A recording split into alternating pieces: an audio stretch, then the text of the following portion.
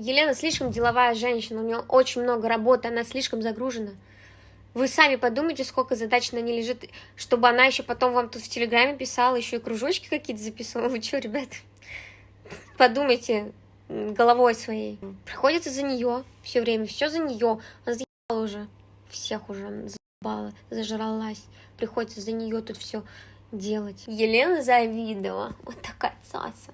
Такая милашка типа, да? Вообще я вас умоляю, какая милашка. Какая милашка! Хуяшка! Ну, все мы знаем, как туда попадают, в этот шоу-бизнес. Все мы знаем. Все про нее знаем. Ну, теперь вы знаете всю правду про Елену Завидову. Я вам открыла глаза.